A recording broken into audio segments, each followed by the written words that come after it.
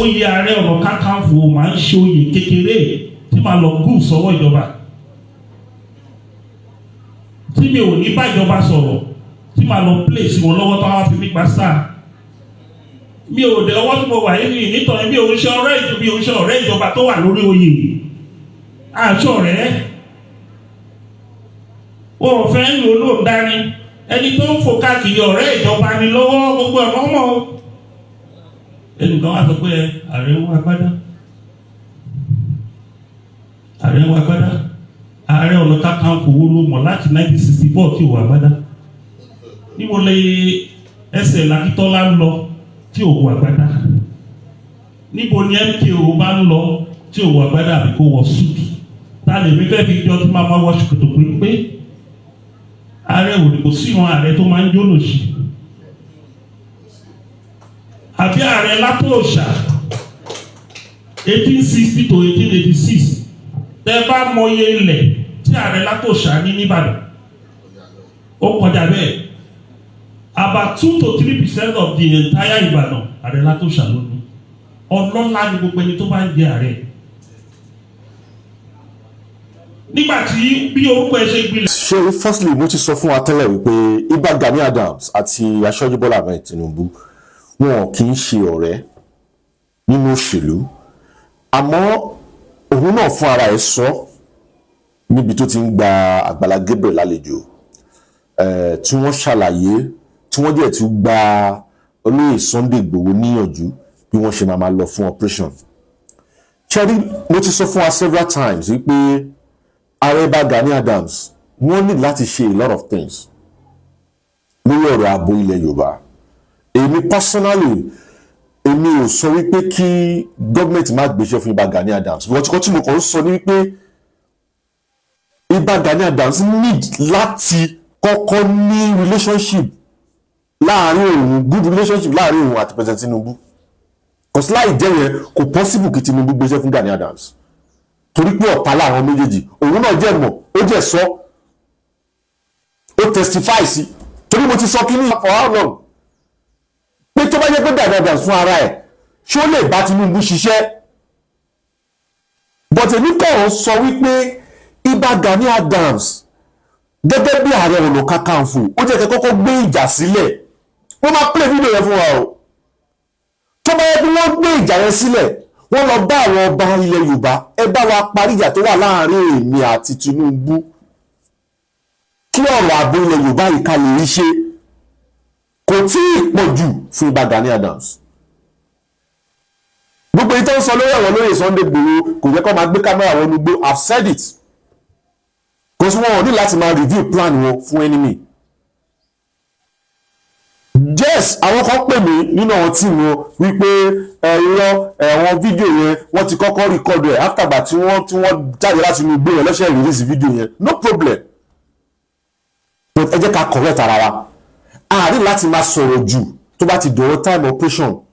Ìtẹ̀lẹ̀ sọ wípé OPC can also help because wọ́n ti ní àwọn experience yẹn already. Ìbà Gani Adams ti ń sọ ọ̀rọ̀ yìí láti ìgbà wo ló ti ń sọ. Mo ṣe interview kan fún wọn ní 2021 lórí ọ̀rọ̀ ààbò ilẹ̀ Yorùbá náà ni, lórí ọ̀rọ̀ Tinubu náà ni, but ibẹ̀ ni mo ti mọ̀ pé wọn àti Tinubu they are not in good time. So we need to understand that.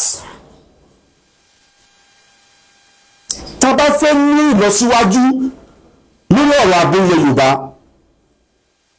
èmi believe pé tí Ìbà Gani Adams àti Sunday Igboho bá collaborate, tí government bá support wọn, ní problem. And that is why let's say rí pé ó difficult fún Ṣèyí Mákindé láti lè support Sunday Igboho is because of pé federal government ló support Sunday Igboho kò ń ṣe state government.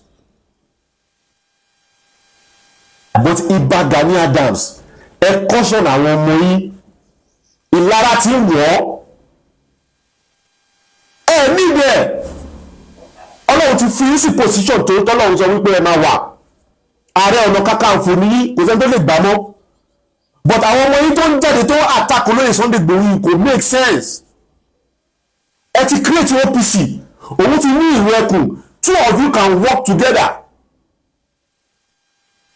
Ṣé rí nǹkan tó máa ń fa ilẹ̀ Yorùbá sẹ́yìn òun lẹ̀ tanú àbòsí. àwa Yorùbá ni gbogbo àwọn ọmọ OPC tó ń jáde tó ń àtakò lórí Sunday Igboho wọn níbẹ̀ tẹ bá ní stress ẹ lọ bá ẹ ní láti bọ́ sí ìlú ẹkùn ẹ máa collaborate ni.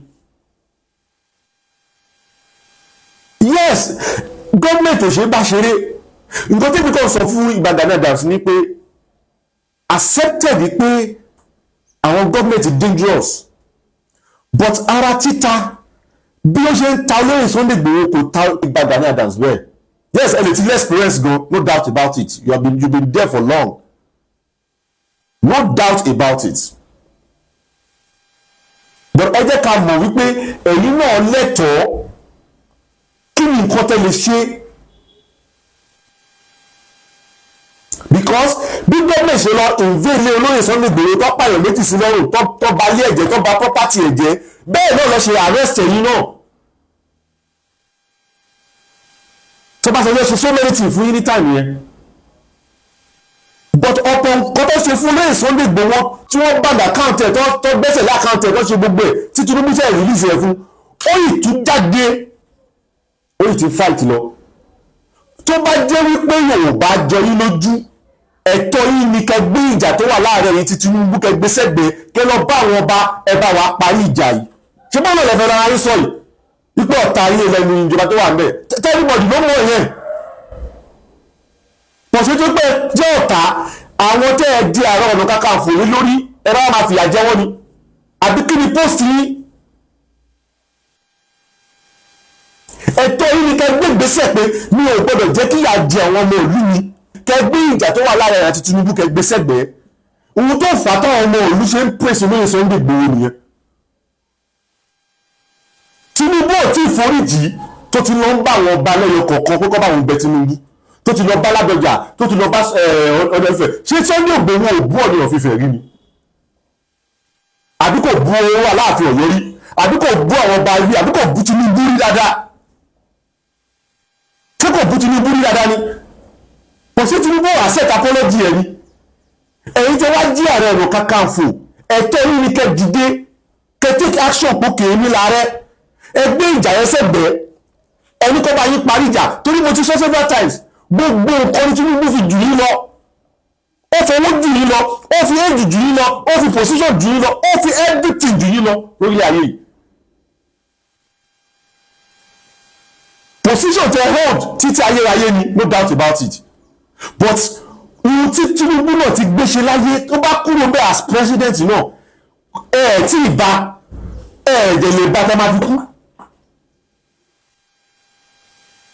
mọ́yẹ́ tí Tinubu ti gbé dìde ni ẹ̀wọ̀n gómìnà tó ti mú sílẹ̀ tó ti jẹ mínísítà lè bá so ẹ tí ẹ fi yẹn respect ẹ kẹrù pé àwọn ọmọ ìlú yìí lẹ fẹ́ ṣe kíní fún kẹ wá gbé gbèsè kẹ take action. Èmi personally mi ò blame yín o bọ̀bọ̀ tún blame yín láwọn ibì kan because àìtọ́ tó yẹ kẹ ṣe nǹkan tó yẹ kẹ ṣe ẹ̀ ṣe àwọn action tó yẹ kẹ take in time ẹ̀ ṣe ẹ ní àwọn informations lọ́wọ́ tó yẹ rí tẹ́ máa jẹ sọ tó máa jẹ rí bẹ́ẹ̀ several times ẹ ti sọ tó jẹ rí bẹ́ẹ̀ ẹ ní àwọn information lọ́wọ́ why tí ẹ lè bí sọ pé because ẹ mọ àwọn government ẹ̀yin lè máa lọ bá àwọn ọba ẹ̀ lè máa bá yín parí ẹ̀ kò sẹ́ni tí gbàgbàdàgbà ń fẹ́ bá sọ̀rọ̀ lẹ́nu tó ò ní lè bá sọ̀rọ̀ ẹ sọ fún mi gómìnà wọn ní south west even ní other state bí a ní bí east àbí ní kílókè tó ò ní bá sọ̀rọ̀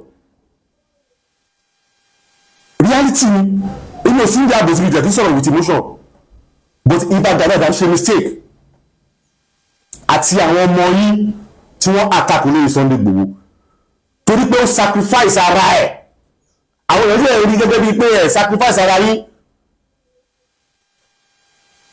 everybody ló mọ bí gọ́ọ̀mẹ̀ ṣe máa ń play game chameleon ni wọ́n yes but nǹkan tó ṣe fún yín wọ́n ṣe fún Sunday Igboho náà kò jẹ́ tìtorí ẹ̀ relent lórí ọ̀rọ̀ ilẹ̀ Yorùbá ẹ̀yin náà má sì pé torí bẹ̀yìn àtijọba tó wà ń bẹ̀yàn ta ní kẹ wá jókòó tẹ̀tẹ̀rẹ̀ kẹ má take action kankan ẹ jẹ́ kí ó tayé lára pé ọmọ Yorùbá ní yín ẹ jẹ́ ká wo fídíò yẹn mo fẹ́ kẹ́ wo fídíò tí Ìbà Gani Adams sọ torí firstly òótọ́ ọ̀rọ̀ wà ń bẹ̀ tó bá Ìbà Gani Adams sọ then ọ̀rọ̀ kan wà tẹ́mi náà ò fi bẹ́ẹ̀ gbà tó bá lóye Sunday Igboho sọ ọ̀rọ̀ kan wà bẹ̀ tó bá lóye Sunday Igboho tí mo rí pé yes ọ̀rọ̀ ni then another one náà tún wà bẹ́ẹ̀ tí mo rí pé eléyìí kò make sense tó kò séèyàn tó pé tán àmọ́ jẹ́ ká jọ wo fídíò yẹn. Oyè Ààrẹ Ọ̀nà Kakanfò máa ń ṣe oyè kékeré tí màá lọ gùn sọ́wọ́ ìjọba, tí mi ò ní bá ìjọba sọ̀rọ̀, tí màá lọ place wọn lọ́wọ́ tó wá fi mí gba sáà. Mi ò dé ọwọ́ tí mo wà yìí nítorí mi ò ń ṣe ọ̀rẹ́ ìjọba tó wà lórí oyè. Àṣọ rẹ̀ o ò fẹ́ ń lò ló ń dání, ẹni tó ń fò káàkiri ọ̀rẹ́ ìjọba ni lọ́wọ́ gbogbo ọ̀nà ọmọ. Ẹnìkan wá sọ pé ààrẹ ń wá agbádá, ààrẹ ń wá agbádá, Ààrẹ Ọ̀nà Kakanfò wo ló mọ̀ láti 1964 tí ò wá agbádá? Níbo lè ẹsẹ̀ Lakítọ́lá ń lọ tí ò wọ agbádá? Níbo ni MKO bá ń lọ tí ò wọ agbádá àbí kó wọ súùtù? Ta lè mi fẹ́ fi jọ tí máa wọ ṣòkòtò pé ààrẹ òdìbò sí ìran ààrẹ tó máa ń jó lòṣì? Àbí ààrẹ Látòòṣà 1860 to 1886 tẹ bá mọye ilẹ̀ tí ààrẹ Látòòṣà ní nìbàdàn ó kọjá bẹ́ẹ̀. About 2 to 3% of the entire Ìbàdàn ààrẹ Látòòṣà ló ní. Ọlọ́lá ni gbogbo ẹni tó bá ń jẹ ààrẹ. Nígbà tí bí orúkọ ẹ ṣe gbin